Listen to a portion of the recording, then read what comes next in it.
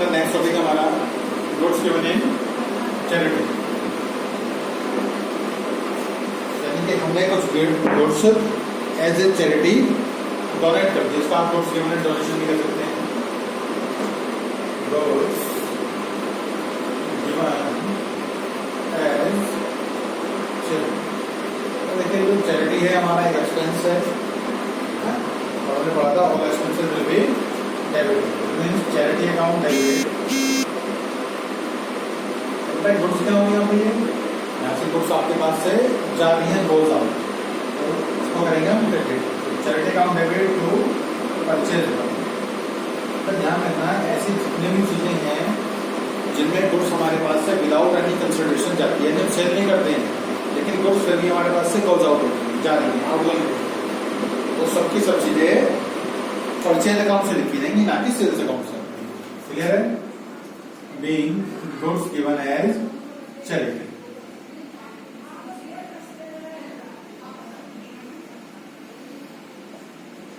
तो देखिए इसी से रिलेटेड एक हमारी एक और एंट्री है।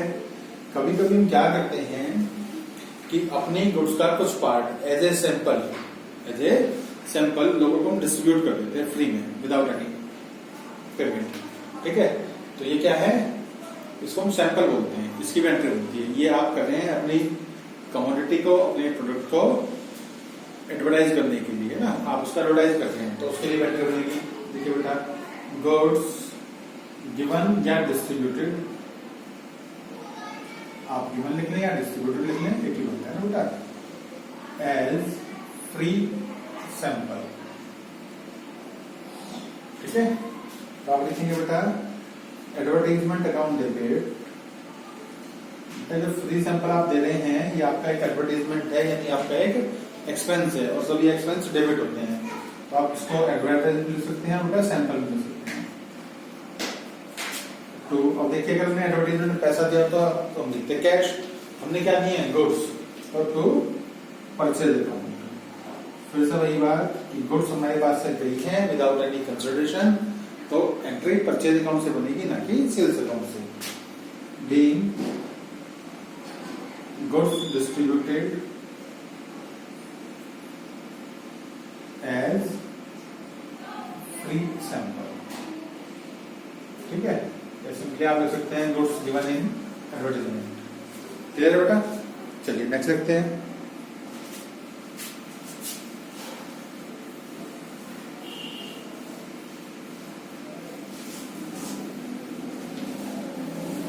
तो ऐसे ही गुड्स का एक और यूज है,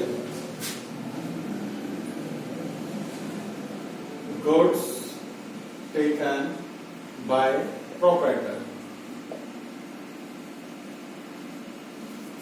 जो प्रोप्राइटर है, बिजनेस का ओनर है, उसने गुड्स कंट्रोल कर दी, किस लिए बेटा? फॉर हिज पर्सनल, आप चाहें तो पर्सनल की जगह डोमेस्टिक वर्ड में लिख सकते हैं ना, पर्सनल और domestic use.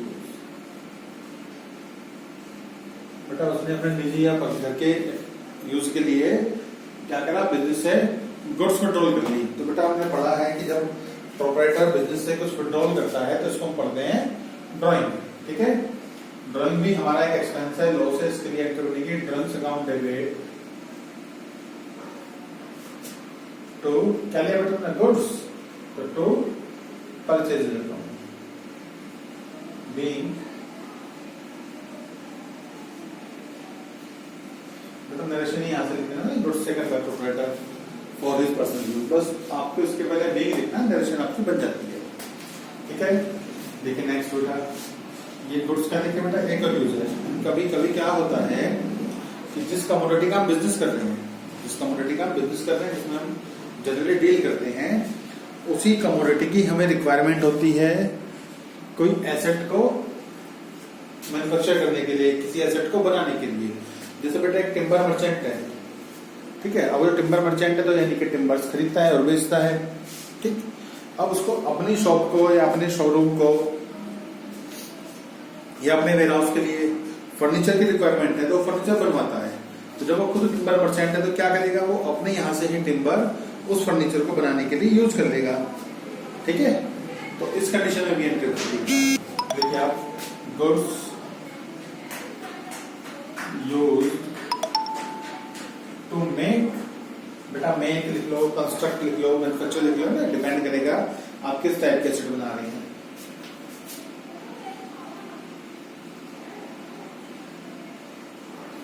Goods used to make an asset, ठीक है। तो लिखेंगे बेटा एसेट अकाउंट डेबिट, ध्यान रखना बेटा एसेट की जगह क्या होगा, उस पर्टिकुलर एसेट का नाम आएगा जो एसेट हम मैन्युफैक्चर कर रहे हैं, बना रहे हैं, मेक कर रहे हैं, ठीक है। माना हम एक बिल्डिंग कंस्ट्रक्ट कर रहे हैं तो लिखेंगे बिल्डिंग अकाउंट डेबिट, हम फर्नीचर बना रहे हैं तो लिखेंगे फर्नीचर अकाउंट डेबिट, ठीक है। और यदि हमने मशीन बनाई है तो machine account debit, asset account debit to purchase, यानी कि बेटा आपने जो है ना अपनी गुड्स को यूज करके 4 डिफरेंट टाइप की एंट्री बढ़ ली, goods in free sample, goods in free sample और एडवर्टाइजमेंट एक ही बात बेटा, goods in charity, goods in drawing और गुड्स टू कंस्ट्रक्ट और मेक और मैन्युफैक्चर एन एसेट, ठीक है। आप देखो चारों में क्या करा है, परचेज अकाउंट को क्रेडिट किया है, सेल्स को नहीं। क्यों? क्योंकि इन चारों ही कंडीशन में जो हमारे पास से गुड्स हैं वो विदाउट एनी कंसिडरेशन जा रही है, हमें बदले में कुछ मिल नहीं रहा है, हम यहाँ पर गुड्स को बेच नहीं रहे हैं, तो जब तक बेचेंगे नहीं सेल्स नहीं लिखेंगे, ठीक है। परचेज अकाउंट को क्रेडिट करेंगे क्योंकि यहाँ पर जो गुड्स हैं वो सब एट कॉस्ट यूज की जाएंगी, अपने लागत मूल्य पर, जितने की वो हमने परचेज की थी, ना कि जितने की हम उनको सेल आउट करते हैं, ठीक है। बीइंग बेटा फिर से ऊपर आप देख लेंगे ना, क्लियर है। चलिए बेटा नेक्स्ट एंट्री बात करें। बेटा हमने पढ़ लिया goods in charity, goods in sample, goods in drawing और goods used in market making and asset, ठीक है बेटा। अब हम पढ़ेंगे बेटा आउटस्टैंडिंग एक्सपेंसेस, हालांकि एंट्री हम ऑलरेडी कर चुके हैं लेकिन फिर भी एक बार फिर से देख लेते हैं इसको। Outstanding expenses it means expenses accrued कहते हो बेटा, ड्यू कहते हो ना, but not paid.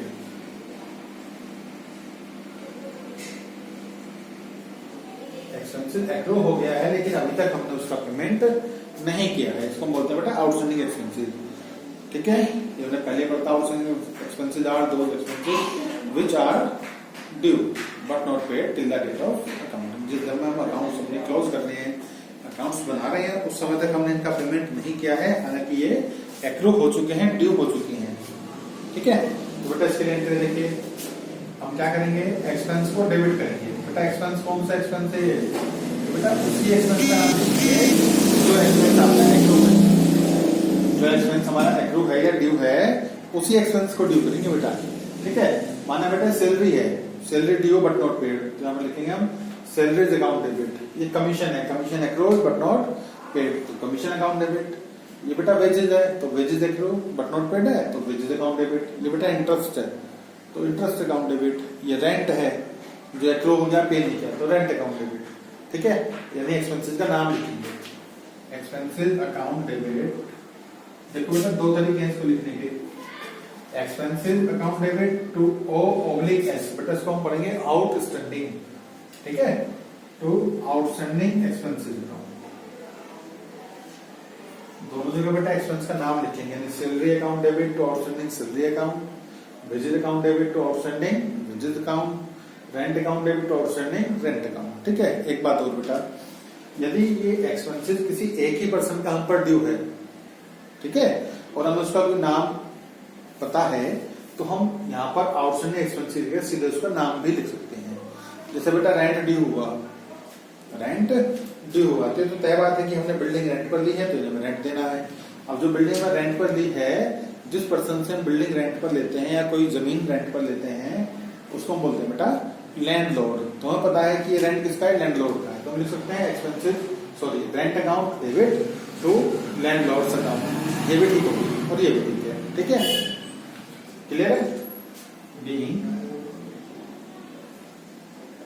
Expenses due but not paid, clear है बेटा।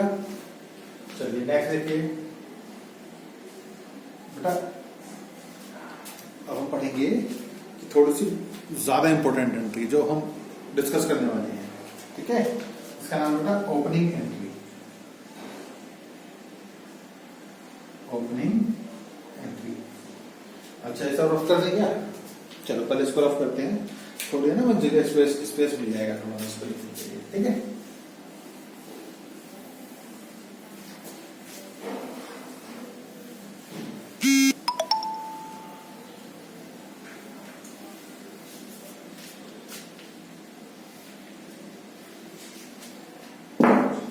देखिए बेटा circuit number opening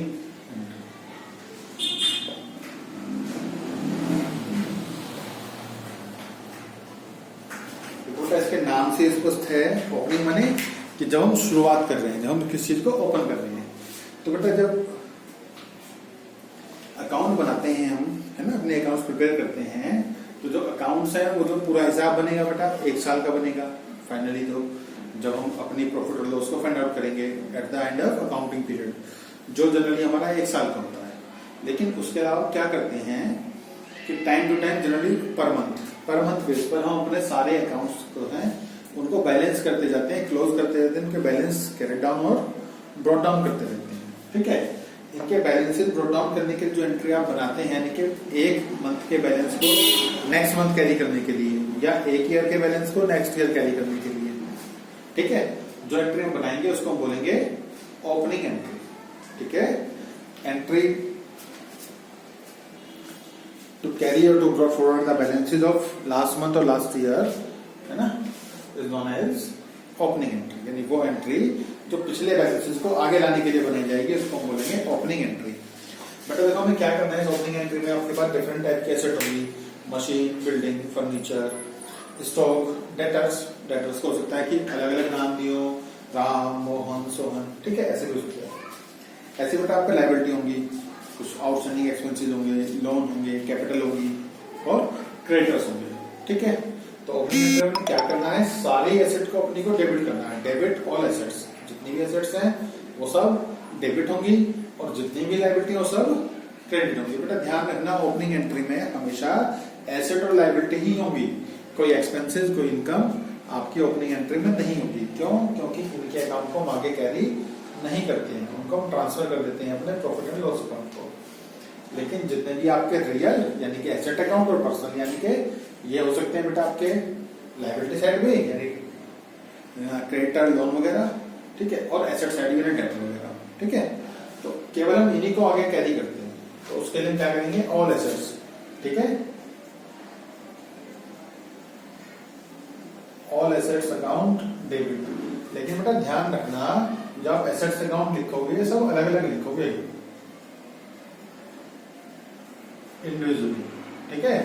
it means machine account debit, furniture account debit, building account debit, जो जो एसेट है हमारे पास सबको अलग अलग डेबिट करेंगे, ठीक है बेटा। ऐसे बेटा ऐसी आपकी लायबिलिटीज लिखेंगे, asset account debit to liabilities account. आपकी लायबिलिटीज जो बेटा ऐसे ही लिखी जाएंगी इंडिविजुअली अलग अलग, to bank loan, to creditors, ठीक है, और टू कैपिटल अकाउंट। कभी कभी ऐसे क्वेश्चन आएंगे कि उसने एसेट और लायबिलिटी आपको दी होगी लेकिन कैपिटल उसने नहीं दी होगी, तो हम क्या करेंगे बेटा, हमें पता है कि हर जनरल एंट्री में जितना डेबिट होता है उतना ही क्रेडिट होता है, यानी डेबिट और क्रेडिट हमेशा इक्वल होते हैं। तो बेटा ये जो कैपिटल है हमारी, यदि क्वेश्चन में गिवन नहीं है तो एसेट और लायबिलिटी का जो डिफरेंस है वो हमारी capital as a capital treat की जाएगी, उसको हम कैपिटल की वैल्यू मानेंगे। माना एसेट्स हैं सारे जोड़कर वैल्यू आई 1 लाख, हमने सारी लायबिलिटी जोड़ दी, वैल्यू आई 40,000, इसका मीनिंग है बाकी जो 60,000 का बैलेंस बचा वो कैपिटल है, ठीक है बेटा। लिखेंगे being balances brought, BROUGHT, brought forward, जो बेटा पिछले बैलेंसेस थे उनको आगे लाए हैं, ठीक है। कैपिटल की बात याद रखना कि ये कैपिटल बैलेंसिंग फिगर में भी हो सकती है, हो सकता है क्वेश्चन में कैपिटल गिवन ना हो, ठीक है। एक और बात है बेटा, ऐसा भी हो सकता है क्वेश्चन में कैपिटल गिवन हो लेकिन दोनों साइड का टोटल मैच ना कर रहा हो। कैपिटल गिवन है और दोनों साइड का टोटल मैच नहीं करना है, तो बेटा इस डिफरेंस को हम प्रॉफिट एंड लॉस अकाउंट, ठीक है, प्रॉफिट एंड लॉस अकाउंट से पूरा कर देंगे।